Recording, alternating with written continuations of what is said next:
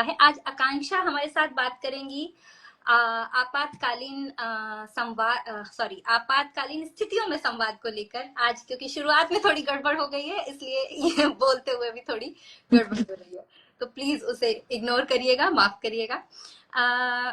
आपातकालीन, जब मैं ऐसा कह रही हूँ, इसे आमतौर पर हम क्राइसिस कम्युनिकेशन टर्म हम इसके लिए इस्तेमाल करते हैं।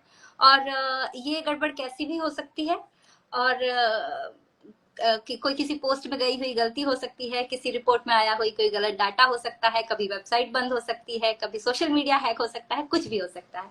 तो इन सारी बातों के बारे में आकांक्षा हमें बताएंगी। आकांक्षा, आप कुछ बोले उससे पहले ही मैं एकदम सीधे से सवाल आपकी तरफ फेंक रही हूँ, और उससे पहले आपका बहुत बहुत स्वागत है। Thank you, thank you. तो सीधे मैं आपकी तरफ सवाल ही फेंक रही हूँ। तो आपातकालीन ऑनलाइन संवाद जो है, जिसे हम क्राइसिस कम्युनिकेशन कह रहे हैं, ये क्या है और इसके बारे में बात करना क्यों जरूरी है? मैं आपसे कहूंगी, जब आप इस पे बात करें तो ये भी बताएं कि कैसी कैसी आपात स्थितियां बन सकती हैं। जी। सबसे पहले तो मैं शुक्रिया बोलना चाहती हूँ डीएफ को अपने चौपाल सीजन के सीरीज में बुलाने के लिए।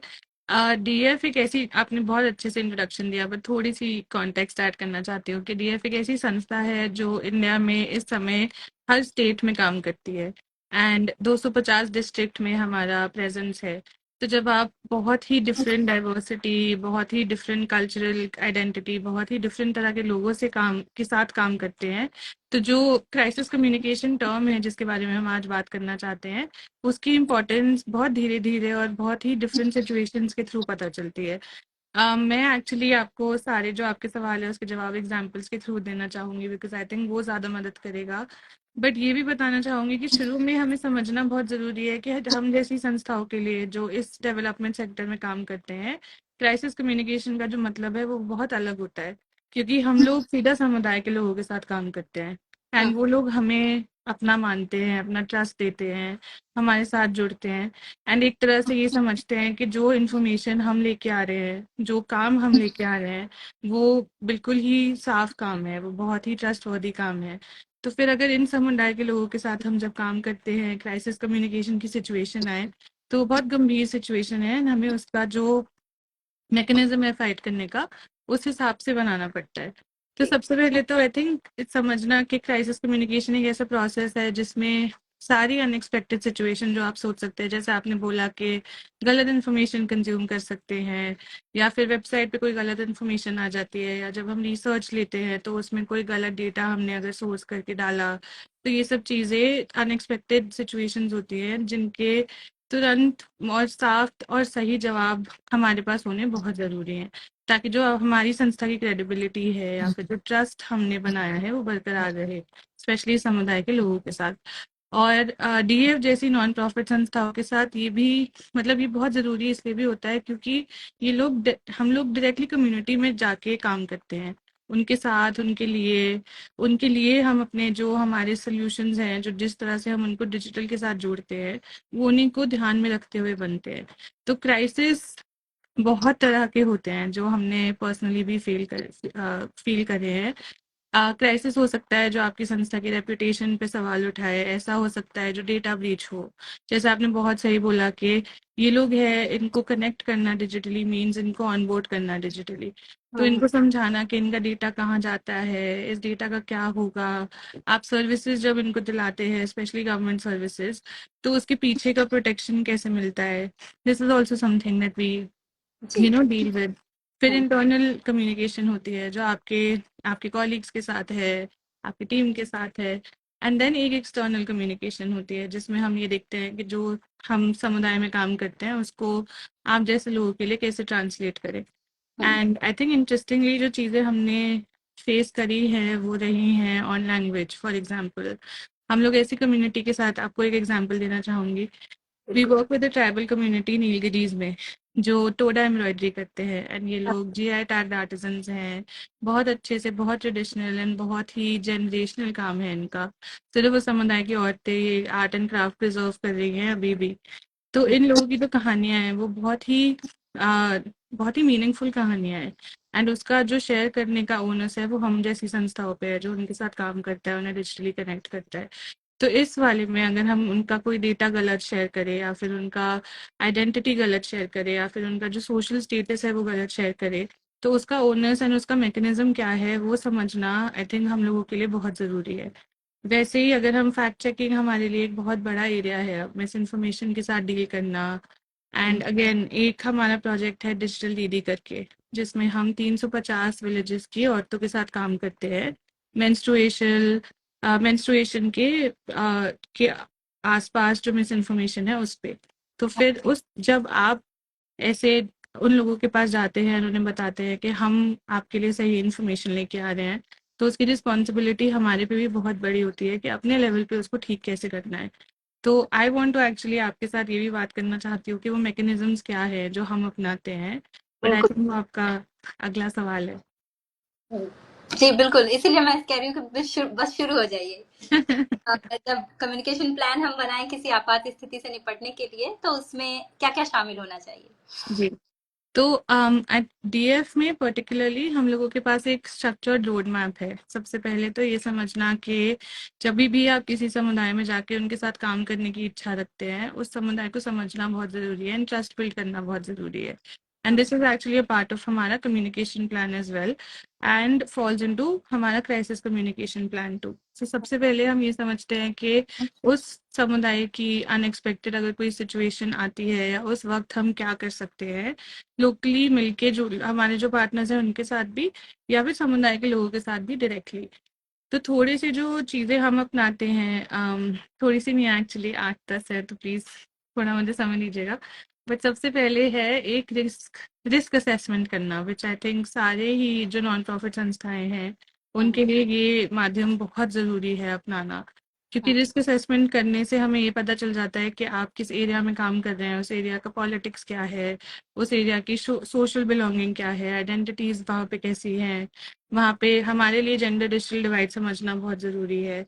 एंड जब हम ये रिस्क असेसमेंट करते हैं, उसी के बाद ही एक प्लान बनता है, हमारा एक रोड मैप बनता है कि किस एरिया में हम काम कर सकते हैं और कैसे। तो सबसे पहली चीज़ है कि रिस्क असेसमेंट जब आप करते हैं ना, तो आप उस समुदाय में उतर के उनसे सवाल पूछते हैं, उनको जानने की कोशिश करते हैं। ऑलरेडी आपके पास फिर वो डेटा कलेक्ट हो जाता है, एंड उसको देन क्राइसिस कम्युनिकेशन, अगर उस टाइम पे कोई क्राइसिस आता है, कोई ऐसे आपातकालीन स्थिति बनती है, तो उसको फिर समझने में, उसको फाइट करने में बहुत आसानी हो जाती है। सेकंड है क्राइसिस रिस्पॉन्स टीम बनाना। छोटी संस्थाओं के लिए ये करना थोड़ा मुश्किल होता है, बट एक क्राइसिस रिस्पॉन्स टीम ये भी है कि आपके जो कम्युनिकेशन डिपार्टमेंट है, या फिर आपके जो लोग हैं, स्पेशली जो फील्ड पे काम करते हैं, जिनके साथ मिलके हम फील्ड पे प्रोग्राम इम्प्लीमेंट करते हैं, उन्हें पता हो कि क्राइसिस के वक्त तुरंत एक्टिवेट हो जाना बहुत ज़रूरी है, जिसमें एक कम्युनिकेशन का माध्यम is something that's very powerful. उसके थ्रू आप फिर वो क्राइसिस फाइट कर सकते हो।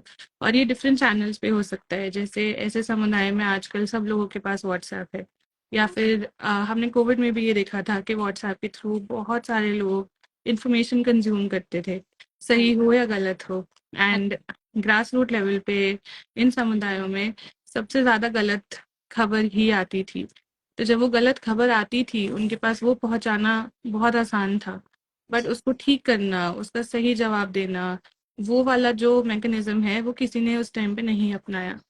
तो कोविड के टाइम पे भी डीएफ का एक प्रोग्राम था, आरसीसीई करके, जिसमें हमें रियलाइज हुआ कि क्राइसिस उस टाइम पे ये वाला हेल्थ मिस इन्फॉर्मेशन वाला सॉल्व करने के लिए हमें ज़रूरी नहीं है कि डिजिटल डिपेंडेंसी हो, ऐसे हो कि डिजिटल के माध्यम से ही वो सही खबर उन तक पहुंचे।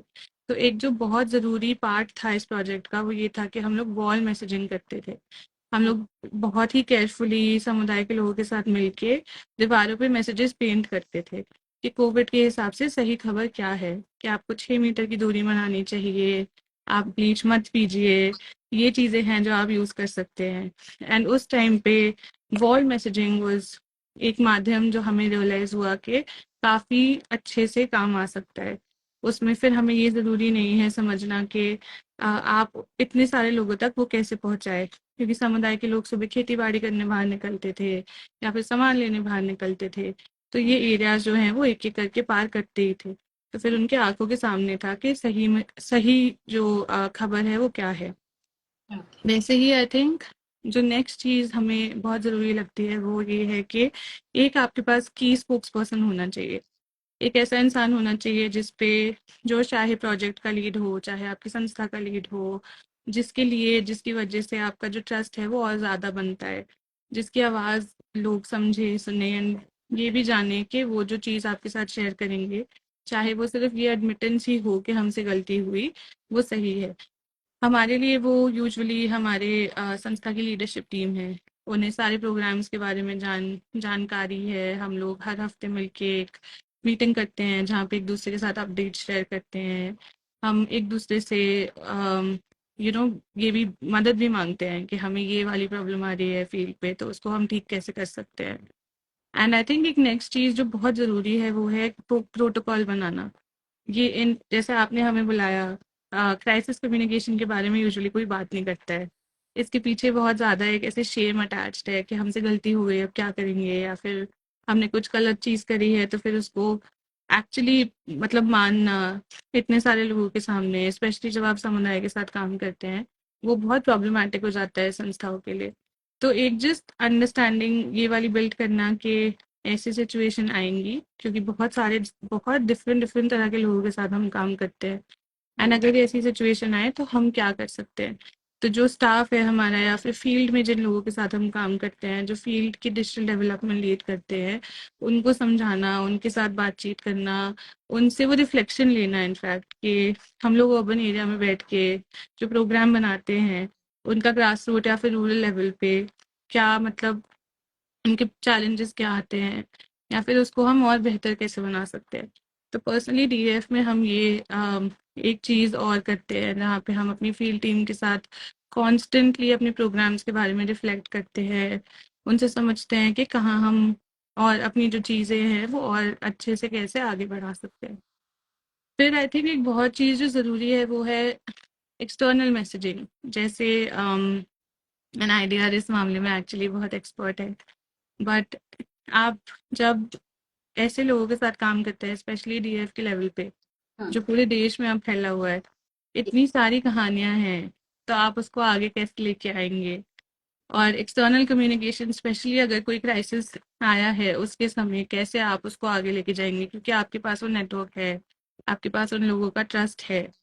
आई थिंक सबसे ज़्यादा ज़रूरी यहाँ पे हमें रियलाइज़ हुआ है कि हमें हमेशा उनके साथ कनेक्टेड रहना चाहिए डिफरेंट माध्यम से। जैसे डीएफ का पर्सनली एक चैनल है व्हाट्सएप पे, हम्म, जिसमें हमारे सारे प्रोजेक्ट्स के जितने भी ग्रुप्स हैं वो एम्बेडेड हैं। उसमें हमें रोज़ फोटोज़ आती हैं, रोज़ सवाल आते हैं, कहाँ अवेयरनेस कैंप हो रहा है, कहाँ पे क्राइसिस मिटिगेशन कैंप हो रहा है, कहाँ पे एमआईएल फेक न्यूज़ पे बातचीत हो रही है, कहाँ पे हम औरतों को डिजिटल डिवाइड से कैसे आगे आगे बढ़ाना है उनकी बात हो रही है। वो इन्फॉर्मेशन हमारे पास हमेशा एक सेंट्रल सिस्टम पे आती रहती है, और उसी सेंट्रल सिस्टम पे हमारे संस्था के फाउंडर्स से लेके हमारे संस्था के सारे लोग एक्चुअली जुड़े हुए हैं, ताकि उसी टाइम अगर आपके पास कोई भी सवाल आए या कोई भी क्वेरी आए या कोई भी क्राइसिस कॉल आए, तो तुरंत वहाँ पे पूरे संस्था के जितने लोग हैं वो जुड़े हैं आपकी मदद करने के लिए। सबसे पहले एक ये है। फिर आई थिंक जो बहुत ज़रूरी होता है वो है प्रेस रिलीज या फिर सोशल मीडिया पोस्ट के माध्यम से आपका जो एथिक्स है, आपका जो ईथॉस है। आई एम सॉरी मेरी हिंदी थोड़ी English I think is something that I can work with, but हाँ, जो आपकी संस्था के जो एथिक्स हैं वो आगे बढ़ाना आई थिंक इसके थ्रू बहुत ज़रूरी है। एंड एक चीज़ जो हमने अभी हाल ही में पिछले 2 साल में इम्प्लीमेंट करी है वो है एक एफएक्यू की तरह। जैसे आप कहीं पे भी ऑनलाइन शॉपिंग करते हैं या फिर किसी भी वेबसाइट पे जाते हैं, तो एक एक टैब आता है जिसमें वो आपसे बहुत सारे लोगों की जितने भी सवाल है वो ऑलरेडी डाल देते हैं। तो एक सिस्टम हमने वो बनाया हुआ है एफएक्यू के, how do you get in touch with this person, या फिर आपका अगर इस प्रोजेक्ट के रिलेटेड सवाल है, अगर आपको डिजिटल डिवाइस दान करनी है तो आप कहाँ जाके कर सकते हैं, अगर आपको हमारे ऑफिस आना है तो क्या है। तो ये वाला जो सेंट्रलाइज सिस्टम है इंफॉर्मेशन शेयर करने का, वो भी हमारे बहुत काम आता है। जी, सॉरी, एक एक लास्ट बिल्कुल पॉइंट बिल्कुल। है आई थिंक जो हमारे एक्सपीरियंस में हमें रियलाइज हुआ है वो है हमेशा लोगों के साथ कॉन्स्टेंटली बात करते रहना, इन्होंने अपस्किल करते रहना। तो डीएफ में जो हमारा बेस मॉडल है उसे हम सूचनापन्योर मॉडल बोलते हैं, जिसमें हम मोस्टली महिलाओं के साथ और पीडब्ल्यूडी सिटीजन्स के साथ काम करते हैं और उनको एंटरप्रेन्योरशिप से कनेक्ट करते हैं। तो उनमें ये उद्यमी की फीलिंग लेके आना, उन्हें फिर इंफ्रास्ट्रक्चर के साथ कनेक्ट करना है, डिजिटल डिवाइसेस के साथ कनेक्ट करना एंड कॉन्स्टेंटली उनको देन आगे अपस्किल करना। तो जब ये उद्यमी बन जाते हैं, जब ये सूचना प्रन्योर मतलब सूचना इन्फॉर्मेशन का और प्रन्योर मतलब एंटरप्रेन्योर का, तो हम इन्हें इन्फॉर्मेशन एंटरप्रेन्योर्स बोलते हैं। एंड ये उस गांव में एंकर्स बन जाते हैं, सेंट्रल बन जाते हैं उस गांव की मदद करने में। और किसी भी एरिया में, जैसे उनके पास हेल्थ के बारे में जानकारी है, उनके पास एजुकेशन के बारे में जानकारी है, उनके पास नौकरी के बारे में जानकारी है, उनके पास अब जो फ्रॉड हो रहे हैं या स्कैम्स होते हैं उनके बारे में जानकारी मिलती है, क्योंकि हमने एक एमआईएल प्रोजेक्ट लॉन्च करा है। तो ये लोग जो हैं ये पूरे समुदायों के सेंटर में आके उस समुदाय के साथ डेवलपमेंट मतलब डिजिटल डेवलपमेंट कैसे होती है उसमें काम करते हैं। तो क्राइसिस कम्युनिकेशन वहाँ पे भी एक बहुत बड़ा पार्ट प्ले करता है, क्योंकि जो लोकल और जो कल्चरल कॉन्टेक्स्ट है उस कम्युनिटी का, वो ये लोग हमसे बेहतर समझते हैं। तो फिर इनको वो ट्रेनिंग देना, इनके साथ ये बात करना हमें बहुत बहुत ज़रूरी लगता है। जी।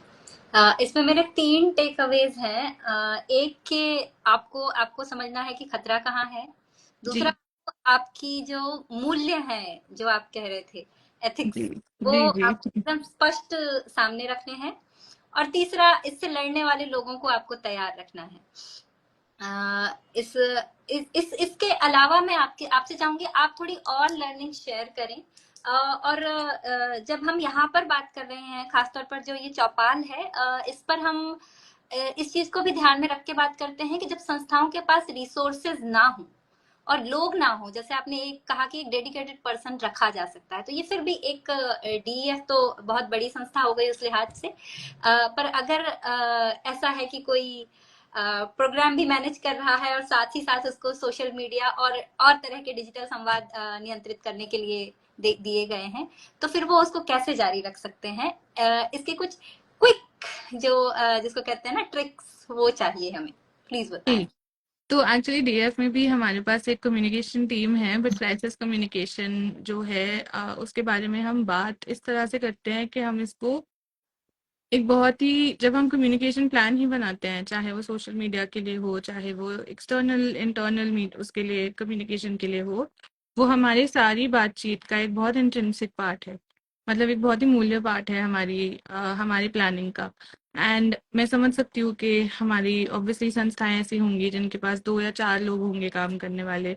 तो इसीलिए हमने ये भी बोला कि ट्रेनिंग करना उनके साथ, उन्हें बताए रखना और उनमें ये चीज़ लेके आना कि अगर कुछ ऐसा हमारे साथ हो तो फिर हमें ये नहीं समझना है कि गलती हुई है, या उनके साथ नाराज नहीं होना है या डांटना नहीं है। हमें ये समझाना है कि आपको इस चीज़ को कैसे इमीडिएटली मिटिगेट करना है, कैसे ऐसे मैकेनिज्म्स है जो आप इमीडिएटली एक जगह पे ला सकते हैं। जैसे आपने बोला कि कभी कभी डेटा रिपोर्ट में गलत आ जाता है, तो फिर क्या करें। तो जी। अगर आपने कोई ऐसी रिपोर्ट पढ़ी है, एंड ये हम तो बहुत छोटी संस्थाएं हैं, बट वायर जैसे मीडिया हाउस के साथ हो रहा है जहाँ पे वो गलत रिपोर्टिंग करते हैं, तो सबसे आसान तरीका उसका ये भी है कि आपके पास एक प्लेटफॉर्म है अपनी आवाज़ आगे रखने का, पर जिन लोगों के साथ आप काम करते हैं उनके पास नहीं है। तो हम्म। फिर आप अपने प्लेटफॉर्म पे वो अपॉलजी आगे लेके आ सकते हैं कि हमने ये सोच लिया था, बट क्योंकि इमरजेंसी सिचुएशन भी थी तो फैक्ट चेक शायद सही से नहीं कर पाए, एंड ये है इसका नया रिवाइज्ड वर्जन जिसमें हमने फैक्ट चेक करके ये सोर्सेज लेके डेटा डाला है। एंड आई थिंक सबसे ज़रूरी यहाँ पे ये होता है कि हमारे पास जो सोर्सेज हैं वो हम्म। सोर्सेज भी क्रेडिबल होने चाहिए, एंड ये शुरू से हमें पता होना चाहिए। इसीलिए जब छोटी संस्थाएं क्राइसिस कम्युनिकेशन की बात करती हैं, तो आई थिंक सबसे ज़रूरी ये आता है कि जो जो 2 या 4 लोग उनके साथ काम कर रहे हैं उनके साथ हमेशा बात करते रहना, मेंटेन करना कि ये ज़रूरी मतलब काम हमारा बहुत ज़रूरी है। तो उस काम को फिर हम सही तरीके से कैसे दिखाएं वो भी एक बहुत ज़रूरी हिस्सा है हमारी स्टोरी टेलिंग का।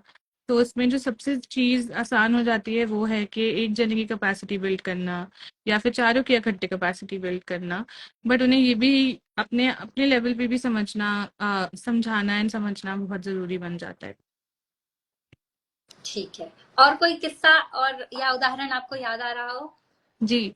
अम, हम लोगों ने पिछले साल एक इवेंट करा था जिसका नाम था रूरल एंटरप्रेन्योरशिप इवेंट, जिसमें हमने जितने भी 2000, उस समय पे 2000 हमारे जो सूचनाप्रन्योस थे हम्म। उनको एक जगह इकट्ठा किया था।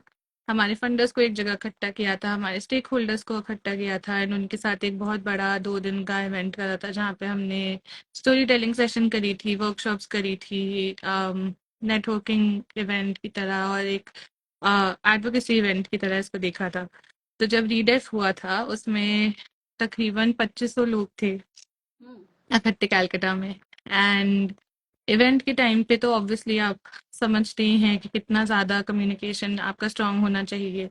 तो उससे पहले इन सब लोगों का सब लोगों को ऑर्गेनाइज कराना, इकट्ठा कराना।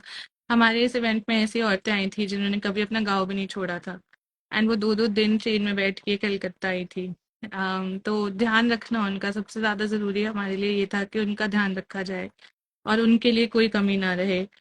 तो इस टाइम पे बहुत सारे ये छोटे छोटे जो क्राइसिस होते हैं ना, ये सब संस्थाएं फेस करती हैं कि लॉजिस्टिकल क्राइसिस होता है, इंटरनल क्राइसिस होता है। ये होता है कि आपका जो फॉर एग्जांपल प्रोजेक्ट की विजिबिलिटी है वो सही से नहीं हो रही है।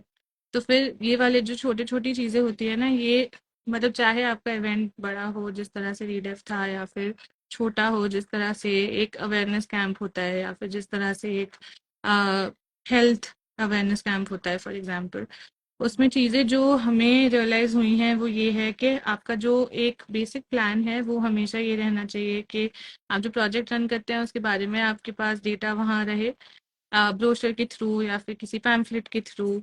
एक ऐसा इंसान हो जो समुदाय में आपके लिए बात कर पाए, और फिर ये भी हो कि आप ये समझे कि उन लोगों वो लोग आपसे समझने आए हैं आपको ट्रस्ट करके, तो फिर उसको आप मेंटेन कैसे कर पाएँ। ये चीज़ें हमें डीडेफ के टाइम पे तो बहुत क्लियरली दिखी थी। एंड आई थिंक एक और एग्जांपल मैं ये देना चाहूँगी कि डिजिटल दीदी, जैसे मैंने आपको बोला, एक प्रोजेक्ट है जो माहवारी पे काम करता है।